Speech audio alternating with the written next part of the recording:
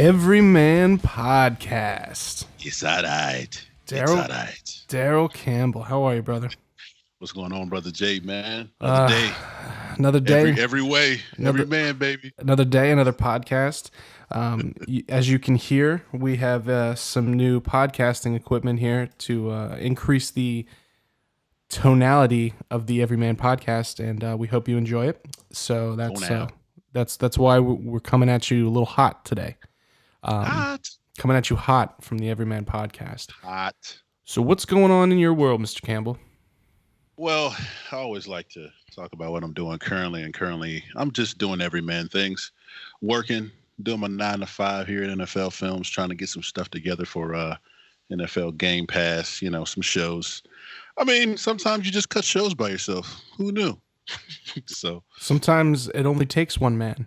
Sometimes it only takes one man, and that's it. Even if the job description calls for multiple people on the project, sometimes the everyman has to answer the call, and that's what we're all about. That's it, man. That's it. One man and his beard. That's it. And One man and his beard. And a very nice Cleveland Browns NFL equipment tank polo shirt. Come in with the dog pound with you. Sometimes you need that. Yeah. Yep. Woke up feeling dangerous, clearly. Ooh. Shout out to our boy Baker Mayfield. So today we're gonna talk about a couple of things that are happening in our world and what we've been up to, and what's coming up in the next couple weeks for the Everyman Podcast gang. Right off the bat, I want to talk about something that's pretty hot on the internet this weekend, which was the Sonic the Hedgehog movie trailer that released. Oof. So I'm a huge Sonic fan. Sega Genesis was one of my early first video game console experiences as a child, and I grew up with a huge attachment to Sonic the Hedgehog, and I'm one of those people that stuck with them through all the Dreamcast era and the Sonic Adventures on GameCube, and the up till current Sonic Mania. So for me, I was pretty excited. What about you, Darrell? Well, I mean, Sonic is near and dear to my heart, I think, as to everyone out there who grew up, who were 80s babies and up, and just about everyone. For me, Sonic was, especially when you hear that ring sound, right? Oh yeah. When you hear the sound of the rings being collected, and especially once you got to like Sonic 2 or Sonic 3 or Sonic and Knuckles, and you had the opportunity to go supersonic, and you went golden, and you just start flying and zipping across the stage. There's just something about that just made your inside smile. I love it. And back in that era of video gaming, you're coming off of the 8-bit console with the NES, and everybody in the world fell in love with Mario, and that was like my first experience with a video game was Mario. And then the 16-bit generation came out, which of course was Super Nintendo and Sega Genesis, and there was a few others there, TurboGrafx and what was it, Jaguar. You had the Atari Jaguar. You had the older ones like the ColecoVision and all the Atari way back, series. Yeah. Oh, way back. But Sonic in the 16-bit on Sega Genesis, when that launched, that was the first time you'd kind of seen speed like that on a game. And it was like this crazy exciting platformer, but it had like the speed of a racer. And it was super exciting. And I remember spending hundreds of hours as a kid on Sonic and Sonic 2 with Tails. But the trailer, they've been talking about this movie coming out for a while, and I'd been trying to figure out how the hell they were going to make a movie out of Sonic. And it seems like they're doing like a real world approach to it, which is interesting. Kind of like how they did with like the Transformers movies. Of course. Where Sonic is some sort of alien creature. Mm-hmm. And I don't know if he's necessarily a hedgehog anymore. I that confused me. But Jim Carrey is Dr. Robotnik, although they didn't say if his name is Dr. Robotnik, so they might Eggman Eggman, because they rebranded him. Yeah, I don't know what they're doing, but he looks cool as he does. But that design, it showed some areas of improvement. So they actually bowed to the fans for once, and people kind of had a bit of a freak out, and they're going to redesign Sonic.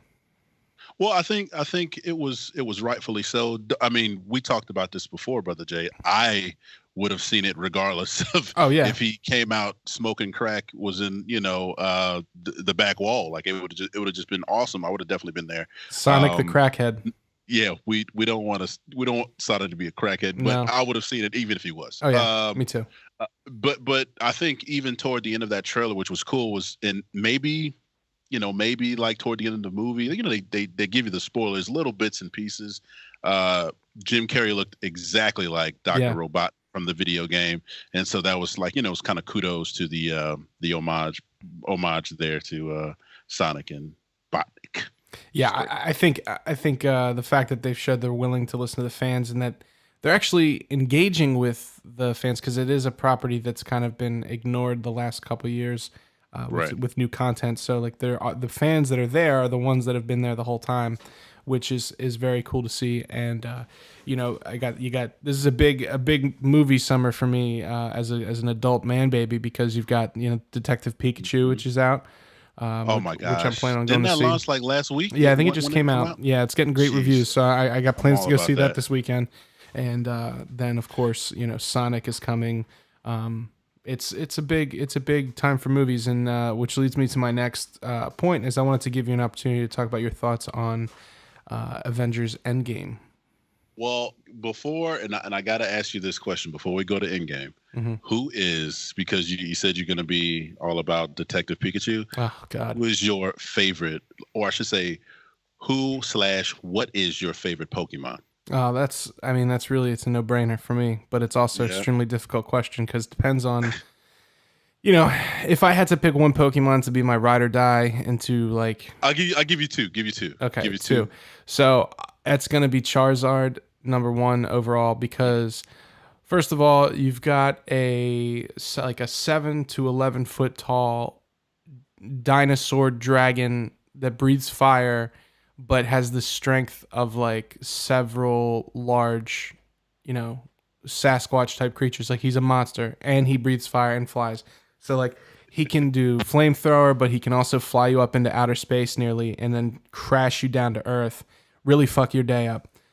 So he would be my first pick, and then I would have to go with Mewtwo as my second, because Mewtwo's like kind of an easy one to pick. He's Mewtwo, but he's got psychic ability. He's got the powers of like all the Pokemon combined, and there's only one, and he's he can kind of speak English too, which would be sick, because we could strategize and plan our attack, as opposed to me kind of just having to make motions towards Charizard and him rely on his dragon instincts. So I think Mewtwo would be an easy pick. Charizard would be an easy pick. And the cool thing about that movie is it appears as though they're both in that, which is sick. So yeah, I've been playing Pokemon since 1996 when that first came out to the States, and still play it. Got it on the Switch. Big fan. Yeah. So I'm gonna my actual two faves are Pikachu, pre Raichu evolution, namely the nobody way likes Ash, Raichu. Well, here's the thing. If Ash ever evolved Pikachu to a Raichu, then everybody would love Raichu, because Ash actually cared about Pikachu to get him to train him in the ways of speed as well as power, so that when he hits that Raichu form, he'd just be an absolute beast. And then, it would you'd probably be like, hey, how's this your second favorite? I like Jigglypuff. Really? I like Jigglypuff. There's something about, a small, round, star-like creature that can inflate himself and attack and make you sing lullabies. There's something about that just screams me. So yeah. It is kind of romantic. So it does. Yeah, it matches. That definitely matches the. I like that, and honorable mention. You get Machamp. Come on, the guy's. Yeah. He's basically a humanoid kickboxer. Yeah, I love it. What's kind of weird when you start thinking about Pokemon is like, if you start thinking about the whole universe, and you go like, okay, so some of these Pokemon are like equal to the people, Some of them are eaten by the people. Right. And then some of them are basically forced to fight until death. Right. But they never are allowed to die. Or some of them are actual like deities, like legendary Pokemon and stuff like that. So it's like you got the celestial all the way down to like the slaves. Right. Like what the fuck kind of what is going on here? And like because like so if like they're and then I started thinking like every time they show them like eating what looks like a pork chop, like is that what Pokemon is that? You know what I mean? Like do they have a hierarchy? Like well the lower Pokemon we eat, or are they not the same thing? Do they like because they don't? It kind of seems like all the creatures in that universe are Pokemon. They don't have like chickens and Pokemon.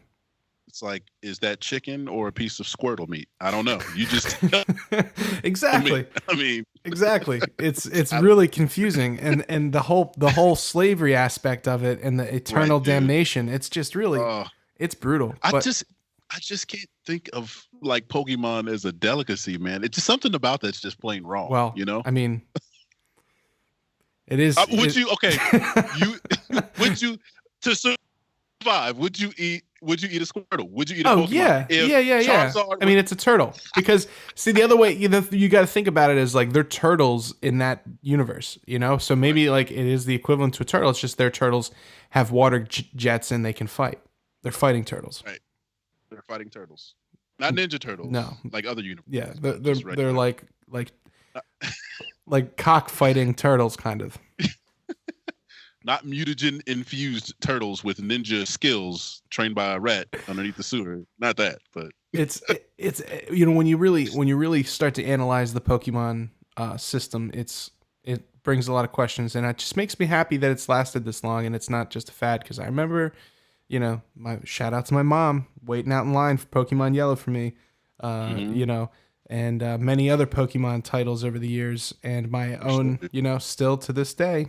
Still going picking them up, so it's got to be worth something. And you put Ryan Reynolds as the voice of Pikachu. Come on, oh dude, come on, velvety. Yeah, he's the original velvety tones.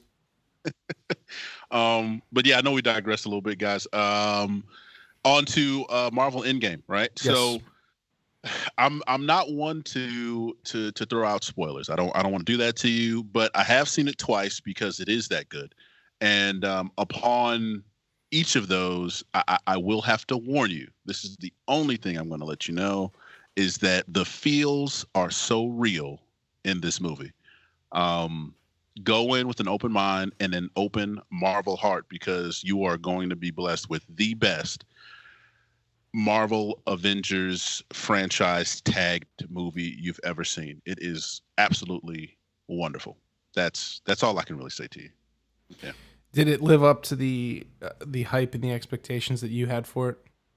I want to say it probably exceeded those. I went in with the mindset that it was going to, one, be this grandiose title, but also, tie the knot to a bunch of different open, plot holes that were kind of rolling over the last 10 or 12 years or so, with all of these movies coming, together. But the gigantic amalgamation of it all made absolute sense after this one. I mean, there was fan service in here. There were, some shout outs, and they paid homage to some of the earlier videos, to some other characters. No question marks when I got out of the theater. It was just all love. It was amazing. Well, the one thing to keep in mind, put in context with the timeline, is that this all starts with the first Iron Man movie, which was in 2008, which is the same summer that Batman Begins came out, and like that's when I graduated high school that year. And it's like crazy that I can't think of another franchise that carried an arc this long chronologically. Yeah. And just, I mean, there's other series, James Bond, there's like, 20 something films or whatever, but I mean, the amount of storytelling and, the way they were able to connect that and bring these characters to life for a modern day audience, I think is just really mind boggling that they were able to pull it off. So, like I said, I still haven't seen it yet, but I'm really looking forward to it. And big ups to the producers and all the graphic designers, the CG effect artists. I mean, it what they were able to accomplish in this movie, honestly, just kind of, and you'll see some of the effects that some of these effects in this movie were frequented in the previous ones, but they had some new bells and whistles with some stuff that actually blew my wig back. And I don't even have hair. Yeah. So that's tough to do. Yeah, it's one of those things, man. Wow. Yeah. I think, like I said, it's impressive that they were able to keep it together and also bring a lot of new characters to mainstream culture, like the Guardians, and you know, some of the auxiliary Spider-Man characters that they've introduced. You know, the next one up is Spider-Man, right? That's the next one coming up. Far From Home, I think it's called. Yeah, that'll be the next one. Yeah, that'll be great. Mm-hmm. Gotta love the Marvel boys. That's what happens when I get. Gotta love it when Disney comes in and takes over things. Now they've got the princesses, they've got Star Wars, they've got Marvel. Mm-hmm. Come on, they've got bank, they've got billions, they've got money, they got trillies. They got that trilly. Trillies. Yeah. In other news, we at the Everyman Podcast, we've been working on some new concepts and new platforms that we're going to be rolling out over the course of the next 6 months or so. The first of which we'll be announcing here really soon in the coming weeks. But today I'm excited to announce that we have created a Discord server, which you can get the link to at our Twitter, which is at Podcast Everyman. And also on our Facebook by searching the Everyman Podcast. And the Discord is going to be kind of like home base for the Everyman Podcast. Join the Discord. Yes, join the Discord, and that's where we're going to be doing, talk to our guests, announce who's going to be on the show, give you guys opportunities to submit questions to some of the guests we have coming up. And trust me, you're going to want to ask some of these guys some questions because we got some NFL legends, legit NFL legends, music guys at the top of their game in the industry. And really what we're trying to do here is we want to build a community of like-minded, positive individuals that are working hard and be bouncing these things off of each other, and exposing each other to great ideas. So when you're looking for that little bit of positive feedback or some positive reinforcement, hop into the Discord and you can send a message to myself or Darrell, and we'll be right there, right back at you. And that's the kind of system we and network we want to develop here. So again, check out our Twitter, and you can hit the link there to join the Discord. And eventually we'll be doing some live streams separate from our normal podcasts that you'll be able to access exclusively through Discord. Absolutely. Love it. Taking any and every angle the Everyman way. That's what it's all about, man. If you can burrow underneath it, if you can jump over the top of it, if you can phase through it like a superhero, that's what we're going to do. The Everyman. Every way, every day. Can't beat it. Can't stop it. It simply must be done. Has to. It reminds me of a similar situation I found myself in this weekend. I am a barbecue addict. Yes, you are. And I have a tendency to get into new ideas, new things, and then spend as much time as possible on them and master them, or so I think, in a pretty quick amount of time. And then I like to move on to other things. So there's a lot of things I've learned over the years. Bowling. I got pretty good at bowling for a while. Nice. Brief, right now, sneakers I've always been into, but there's a period I got really into, certain shoes. Lately, my newest thing has been, last summer I got into grilling with a propane grill. And then this season, my girlfriend got me a beautiful pellet smoker. There you go. So what a pellet smoker is, for anybody out there that's interested, is a barbecue grill that you use to smoke or slow cook large cuts of meat with wood pellets. And it's a long process, and it's like it's the full, like, if you're looking for the longest, most inconvenient way to make your own food and eat it, this is the way for you. But it's also extremely rewarding in the fact that you're learning new things, you're creating delicious food, and it's super healthy because you're just basically slow cooking, meat over fire. Who doesn't like dead animals? Well, the Everyman crew. We certainly do. Yes, we do. So this past weekend we had a little barbecue celebration in honor of a couple things. One, it was the Star Wars Day. May the 4th be with you all. I hope you all had a good one. And Cinco de Mayo. So we got ourselves a 10.5 pound brisket, and I woke up at, well, let me start from the beginning. So 7 p.m. Friday night. Yeah. I'm trimming and seasoning and wrapping the brisket. There you go. Because you want to wrap that bad boy up, get all those spices deep into the tissue. You know what I mean? Deep into the welds of the tissue. Into the sinew and the fibers. So that's it. 7 p.m. in the fridge. Bang. 3:30 a.m. Wake up. It's brisket time. Brisket time. Get the fire going. Get it to going, a nice 165 degrees. It's 3:40 in the morning. My dog, Young Rhodes, is staring at me like, what are we doing up? Why are we... Rhodey. Why are we awake right now? This doesn't make sense.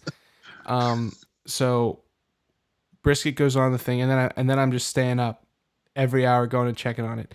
Now, you can get a lot of shit done when you wake up early, and then you pass out for 20 minutes, wake back up, you do 20 minutes. I'm getting laundry done. I'm cleaning shit up. Folding socks. Dude, come on, the whole bit. I'm like putting them, organizing them, everything. Making coffee, setting up this podcast equipment. So 16 hours later, we're eating the brisket, and about 9 people polished off, nearly 11 pounds of brisket. There was not a tip left, and we went through 2 trays of cornbread, a tray of mac and cheese. It was quite the extravagant barbecue, and we had a great time.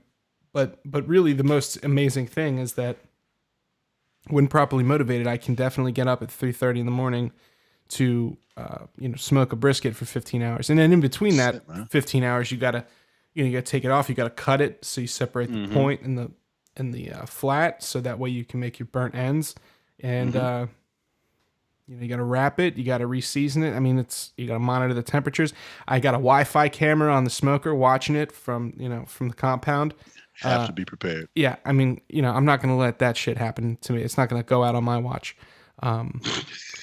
So keep an eye out for a lot of Everyman rib reports over the summer, and we've really been enjoying the bountiful gifts of the barbecue, and it's a sweet treat. So that's my spiel on barbecue.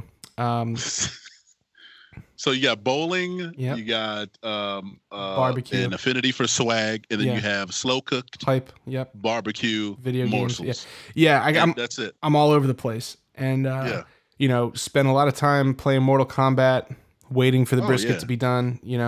Why wouldn't you, dude? Working on fatalities. Come on, they're so great. They're so great. I got eviscerated by this new character, Chronica. Her fatality, basically, she rips you in half, puts you back together because she's the master of time. Right. Rewinds, puts you back together, then rips you in half the other way. Rewinds, puts you back, just over and over and over again. It's pretty sick. Continually, it's like being in Hades or something. You just continually see the worst thing happen to you. Yeah. All the time, forever, basically. Yeah, it's pretty disturbing. But what can I say? I love that game. That's awesome. Yeah, man. Well, I wish I could have been, eating mass quantities the way you were this weekend. My Friday started with, I want to say, a little hanging out with my broskies here in the IT department in NFL Films, and we got back to some good old Dungeons and Dragons. Yes, we did. Myself, I'm a 350, 60 pound, 7 foot half orc, half human dynamo. I basically destroy everything. And I do it with style and all my guys, Joey Quagliro. Let me get that right. Joey Quagliro is his name is Aldrich. He is a dwarf cleric, and he can basically rain heaven light rays upon you. Well, I should say light rays down from heaven and just decimate you. Um, Dane Styles, whose character name is simple. It's just Hank. But Hank is a dragonborn monk that will literally fuck you up. That's just what he will do. That's just I'm So being he's like honest. like a Charizard monk almost. Oh my God, he'll just destroy you. Jesse Bonham, his name is Draco. He is a dragonborn sorcerer, and yeah, he can just implode you from the inside out. I guess it's essentially do what Chronica does. You know, kind of rewind a little time and make some stuff happen for you. Time rewind and eviscerate. Oh yeah, he can do that. And then we have our DM who, because I missed the last couple sorties, I had to hang out with the IT guys to do this one because our DM likes to pull things from the very top of his colon, monsters, mind you, out of the tip of his butt cheeks and mess with us. That's what he does. Like he literally gets elbow deep in there, reaches on the top rung and pulls out a phase spider that has, you know, some tendencies that can only be akin to short bus material, and it's very hard to destroy you. That's like it's hard to destroy these types of monsters that he brings. It's like he's creating an a invincible demon basically. Yeah, and like their powers are crazy. They like have rainbows that can just take half of your HP. It's nuts, man. It's crazy. He's very creative, but like sometimes we're just like, Mo, what are you doing, bro? Like, what are you doing? And then after that, we played from, I want to say, 5 p.m. Friday to 11, and then we went to go see Marvel Endgame for a second time. So that's a full day of nerdery. Oh, a full day into the next one. Wow, that's what every men do, man. Well, we nerd out sometimes. Yeah, sometimes it's nerding out over a large cut of beef, and sometimes it's nerding out over a D&D campaign. As long as you're doing it with your homies and you're having fun, that's the Everyman way. That's it. That's it. There's no way about it.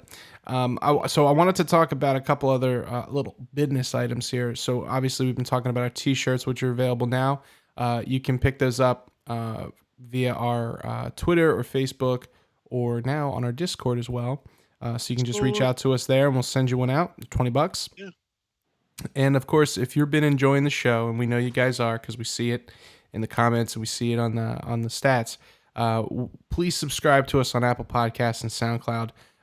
That's how we are able to keep track of, you know, who's listening and what they're into and how we can best reach you to get you this positive content. So that's the best way to keep up with it. And let's talk a little about who we got coming up here. So let's talk about some of the football guests. Who we got coming up? Well, I mean, we'll have in the future here coming up Tank Johnson, former defensive tackle, defensive end in certain situations, played with him in Chicago with the Bears. We'll also have our guy, Aaron Beasley. Returning champion, Aaron Beasley. He'll be returning. And that's what we got on the docket football wise. We got some hopefuls, David Tyree, a few others. But for right now, that's who's locked and loaded. Yep, we got May and June are going to be sick. So this week we had a little reschedule, which is why we're coming to you with just kind of our thoughts today and what we've been working on in the past week here. We've got a really awesome guest coming up on our next episode of the show.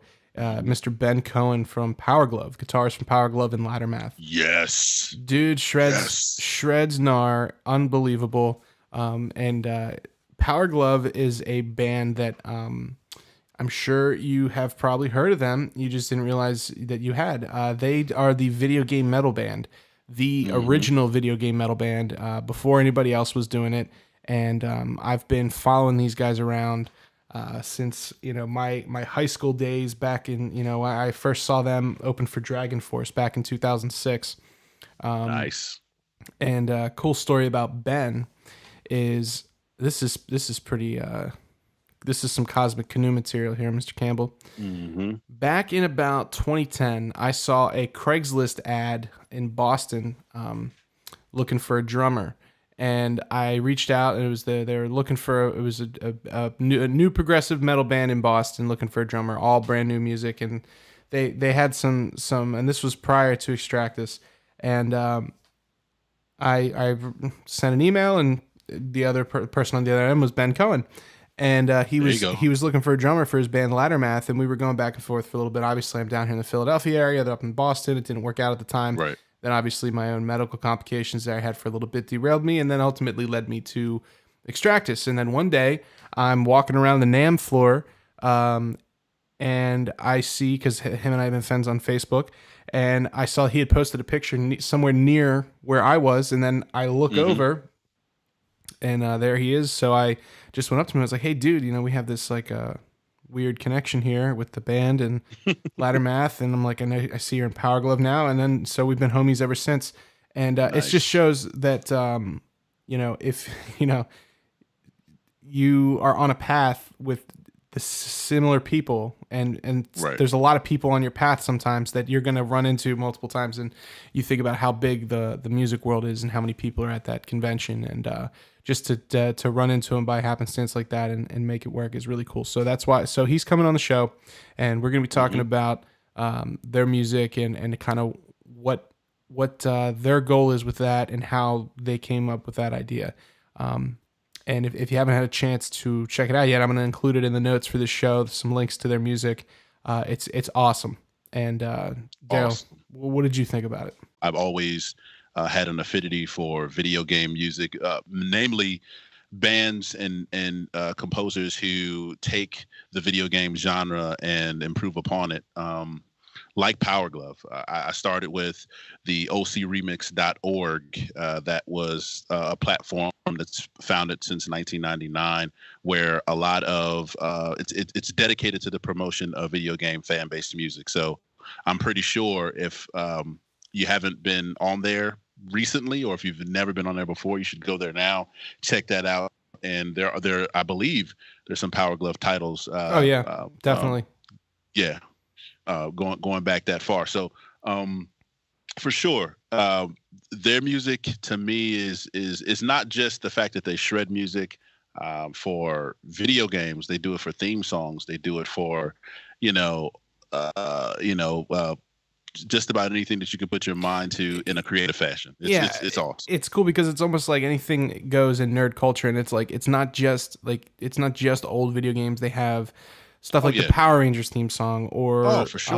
A Nightmare on Elm Street. They do. I'm sorry, not Nightmare on Elm Street. A Nightmare Before Christmas. X-Men cartoon themes, the Batman Adventures of Batman and Robin. It's really cool stuff from like I said, like people our age that those 90s kids would love a lot of that stuff, and Chrono Trigger, Ninja Gaiden, Street Fighter. It's just it's Sonic. Awesome. Dude, Sonic, yeah. They take those songs that we all know, and they turn it into the most mind-boggling metal. And they have some vocals on some of the songs with some really talented guys. Mark Hudson from Dragon Force is on the Pokemon theme, and I think he's also on Under the Sea. And the one thing that I think is the best part about Power Glove is the name, first of all, is of course an homage to the classic NES accessory, the Power Glove, which for the uninitiated was a glove with a built-in controller that you would wear, and like your fingers would control certain buttons, and then there was a directional pad on it, and they had a movie tie-in, and it's where that famous old internet meme comes from. He's like, the Power Glove, it's so rad, that whole bit. So the name is an homage to like the sickest piece of gaming accessory that's ever existed, in my opinion, in the Power Glove. Right. But they do a live show where they're in full costumes, like, Mega Man looking costumes, Mario costumes. They have 6 foot tall piranha plants, coming out of the amps. Like it's insane. So really looking forward to having Ben on the show for next week. And that's pretty much what we've got going on. And we're really, really excited about it. super excited about Ben. For sure excited about him in Power Glove, man. It's Yeah. going to be epic. I mean, anytime you get somebody who has that kind of shredding ability and they're applying it to something like video game metal, that's certainly in the Everyman wheelhouse. Oh, for sure. So, that being said, Mr. Campbell, it has been a pleasure. Always, Brother Jay. And we will catch you all next week with Ben Cohen from Power Gloves. Later, baby.